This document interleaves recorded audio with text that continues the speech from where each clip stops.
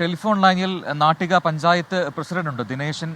ശ്രീ ദിനേശൻ, കേൾക്കാമെങ്കിൽ ഒരുപക്ഷെ ഞെട്ടിപ്പിക്കുന്ന വാർത്തയാണ് ഈ മണിക്കൂറിൽ പുറത്തു വരുന്നത്. അതും ആ ഗ്രാമം ഒന്നാകെ അതിന്റെ നടുക്കത്തിലാണെന്നും അറിയാം. എന്താണ് യഥാർത്ഥത്തിൽ അവിടെ സംഭവിച്ചതെന്ന് ഇതിനോടകം മനസ്സിലായിട്ടുണ്ടോ? കാരണം ഈ വീടില്ലാത്ത ഒരുപാട് പേർ ഇതുപോലെ റോഡരികിലൊക്കെ കിടന്നിറങ്ങുന്ന കാഴ്ച ഒക്കെ നമ്മൾ പലയിടങ്ങളിലും കാണുന്നുണ്ട്. പക്ഷേ അവർക്കിടയിലേക്ക് ഈ തടിലോറി കയറി ഇറങ്ങിയുണ്ടായ അപകടം, അത് എങ്ങനെയാണത് സംഭവിച്ചതെന്നൊക്കെയുള്ള ഒരു പ്രാഥമികമായ വിവരങ്ങൾ ഇപ്പോൾ ലഭിച്ചു കാണുമല്ലോ. ഈ അപകടത്തിൽപ്പെട്ട ആൾക്കാരുടെ വിവരങ്ങൾ അതൊക്കെ. നാട്യ സെന്ററിൽ നിന്ന് കോഴിക്കോട് നിന്ന് പെരുമ്പാവൂർക്ക് ലോറിയാണ്, തടി ലോറിയായിരുന്നു. ഹൈവേയുടെ പണി നടന്നുകൊണ്ടിരിക്കുന്ന സമയത്താണ് നടക്കുകയാണ്. ഇവിടെ ആവശ്യമായിട്ടുള്ള സിഗ്നലുകളോ മറ്റു കാര്യങ്ങളൊന്നുമില്ല. ലോറി ഡ്രൈവർമാർ മദ്യപിച്ചിട്ടുണ്ടെന്നാണ് ഇപ്പൊ കിട്ടിയിട്ടുള്ള വിവരം. പോലീസ് കസ്റ്റഡിയിലുണ്ട്. ലോറി ഏതാണ്ട് ഇവരെ മേത്തിടിച്ച് കയറിയിട്ട് ഒരു 200-250 മീറ്റർ അകലെ പോയിട്ടാണ് നിർത്തിയിട്ടുള്ളത്. യാതൊരുവിധ സിഗ്നലുകളോ മറ്റു കാര്യങ്ങളോ ഒന്നും ഈ നാഷണൽ ഹൈവേ പണിയൊന്നും നാട്യ സെന്ററിൽ ഇല്ല എന്നുള്ളതും പ്രത്യേകം പറയേണ്ടതാണ്.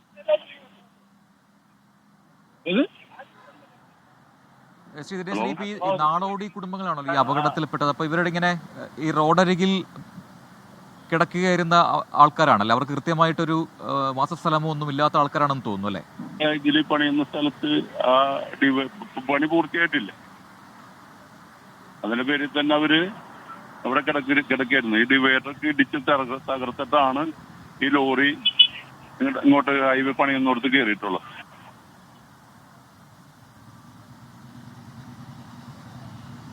ശരി, ഇപ്പൊ ഈ അപകടത്തിൽ പെട്ടിട്ട് ഇപ്പൊ പരിക്കേറ്റ കുറച്ച് ആൾക്കാർ കൂടി ഉണ്ടല്ലോ ആ കൂട്ടത്തിൽ. അവരുടെയൊക്കെ നില എന്താണ്? അവരെ ഏതൊക്കെ ആശുപത്രിയിലാണ് പ്രവേശിപ്പിച്ചിരിക്കുന്നത് എന്നൊക്കെയുള്ള വിവരങ്ങൾ?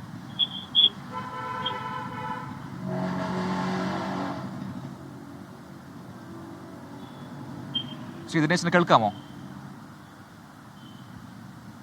ശരി, നാട്ടിക പഞ്ചായത്ത് പ്രസിഡന്റ് ശ്രീ ദിനേശനാണ് ഇപ്പോൾ പറഞ്ഞത്. അപ്പോൾ അവിടെ നിർമ്മാണ പ്രവർത്തനം നടക്കുന്നുണ്ട് ഹൈവേയുടെ. അതിന് തൊട്ടടുത്ത് ആണ് ഈ അപകടം. അതായത് അവിടെ ഡിവൈഡർ ഉണ്ട്. ആ ഡിവൈഡറൊക്കെ മറികടന്നാണ് ഈ തടിലോറി ആൾക്കാരുടെ ഇടയിലേക്ക് പാഞ്ഞു കയറിയത്. അങ്ങനെയാണ് ഈ 5 പേരുടെ ദാരുണാന്ത്യം അവിടെ സംഭവിച്ചത്. സൂരജ് സജി തുടരുന്നുണ്ട്. സൂരജ്, ഇപ്പോൾ പഞ്ചായത്ത് പ്രസിഡന്റ്, നാട്ടിക പഞ്ചായത്ത് പ്രസിഡന്റ് പറഞ്ഞതനുസരിച്ച് ഈ പറയുന്ന പോലെ അവിടെ നിർമ്മാണ പ്രവർത്തനം നടക്കുന്നുണ്ട്. പക്ഷെ അവിടെ ഡിവൈഡറൊക്കെ ഉണ്ടെങ്കിലും അതൊക്കെ മറികടന്ന് ഈ തടിലോറി വന്നു എന്നാണ്. അപ്പോൾ കൃത്യമായ ചില എന്താണ് പറയുക, ഇത്തരം നിർമ്മാണ പ്രവർത്തനം നടക്കുന്ന സമയത്ത് തന്നെ സുരക്ഷാ മുൻകരുതൽ എടുക്കേണ്ടത് വളരെ അത്യാവശ്യമാണ്.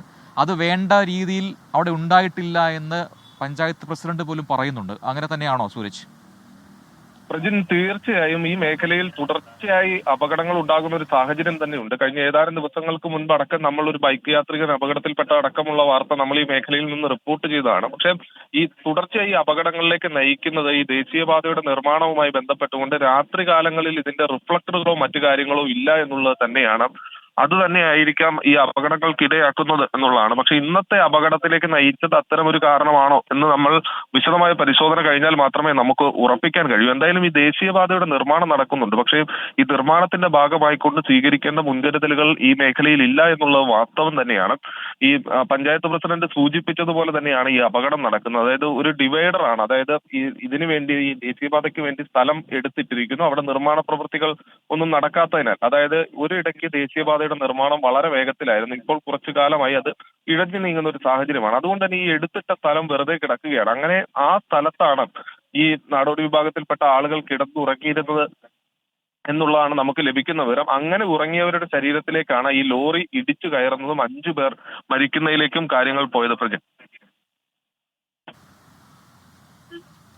സൂരജ്, നമ്മളെപ്പോഴും പറയുന്നതാണ് ഈ റോഡരികിൽ കിടന്നുറങ്ങുന്നവരുടെയൊക്കെ ഒരു അവസ്ഥ. ഈ അപകടത്തിന്റെ മുനമ്പിലാണ് അത്തരം ആൾക്കാരുടെ ജീവിതം എന്ന് പറയാറുണ്ട്. ഇപ്പോൾ അത് സംഭവിച്ചിരിക്കുന്നതും അത് തൃപ്രയാർ നാട്ടികയിലാണ് ഈ സംഭവം ഉണ്ടായിരിക്കുന്നത്. അപ്പോൾ ഈ നാടോടി കുടുംബങ്ങൾ കുറേ കാലങ്ങളായി ഈ മേഖലയിൽ തന്നെ തമ്പടിച്ചിരിക്കുന്നവരാണോ? അപ്പോൾ അവരെ ഇതുപോലെ അവിടെ നിന്ന് മാറ്റി പാർപ്പിക്കാനോ അല്ലെങ്കിൽ കൃത്യമായ ഒരു നിർദ്ദേശം നൽകാനോ ഒന്നും അധികൃതരുടെ ഭാഗത്തുനിന്നും ശ്രമം ഉണ്ടായില്ല എന്നാണ്. പോലും സാധാരണഗതിയിൽ ഇത്തരത്തിലുള്ള നിർമ്മാണ പ്രവർത്തനങ്ങൾ നടക്കുമ്പോൾ അവിടെ ഉള്ളവർക്കൊക്കെ ഒരു നിർദ്ദേശങ്ങൾ, അതായത് ഏത് രീതിയിലായിരിക്കണം, പകലും രാത്രിയും ഈ നിർമ്മാണം എപ്പോഴായിരിക്കും, നിർമ്മാണം നടക്കുമ്പോഴും അല്ലാത്തപ്പോഴും അവരെ എവിടെയായിരിക്കണം എന്ന തരത്തിലൊക്കെയുള്ള നിർദ്ദേശങ്ങളും ഒക്കെ കൊടുക്കുമല്ലോ. അപ്പൊ ഇവരോട് ആരും സംസാരിച്ചിരുന്നു പോലും ഇല്ല എന്നല്ലേ നമുക്കിതിൽ നിന്ന് അറിയാൻ കഴിയുന്നത്?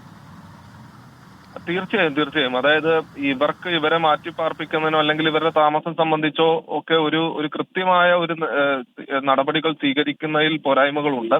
അതിനപ്പുറം ഇവർ ഏകദേശം നമുക്ക് ലഭിക്കുന്ന പ്രകാരം പലപ്പോഴും ഇങ്ങനെ ഈ നടപടിക്കൂട്ടങ്ങൾ പുറത്തുനിന്ന് വരുന്നു, അവർ ഇവിടെ ക്യാമ്പ് ചെയ്യുന്നു, തൊഴിൽ ചെയ്ത് അവർ ഇടയ്ക്ക് നാട്ടിലേക്ക് പോയി വരുന്നതാണ് അതിന്റെ ഒരു രീതി എന്നുള്ളതാണ് നമുക്ക് ലഭിക്കുന്ന വിവരം. ഇവർ ഈ ഹൈവേയുടെ നിർമ്മാണം തുടങ്ങുന്നതിന് മുൻപ് തന്നെ നാട്ടികയുടെ പല ഭാഗങ്ങളിലും ഈ ഒഴിഞ്ഞ ഒത്തിരി പുറമ്പോക്ക് സ്ഥലങ്ങളൊക്കെ ഉണ്ടായിരുന്നു, അവിടെ ക്യാമ്പ് ചെയ്യുന്നതായിരുന്നു ഇവരുടെ രീതി. ഈ ഹൈവേ നിർമ്മാണം തുടങ്ങിയത് മുതൽ ഈ സ്ഥലങ്ങളെല്ലാം, അതായത് അതിനു മുമ്പുണ്ടായിരുന്ന റോഡിന്റെ അരികുവശത്തുണ്ടായിരുന്ന സ്ഥലങ്ങളെല്ലാം തന്നെ ഈ ഹൈവേയുടെ ഭാഗമായി അത് ഒക്യുപ്പൈ ചെയ്യുകയും ചെയ്തു. അങ്ങനെ ഈ ഹൈവേയുടെ നിർമ്മാണം നടക്കുന്നുമില്ല, ഈ സ്ഥലങ്ങളെല്ലാം വെറുതെ കിടക്കുന്നു.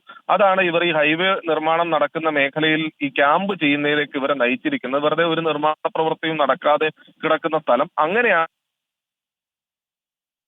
ഇപ്പോൾ നിർമ്മാണം നടക്കേണ്ടിയിരുന്ന സ്ഥലത്ത് ഇവർ ടെന്റ് അടിച്ച് കിടക്കുന്നത്. അങ്ങനെയാണ്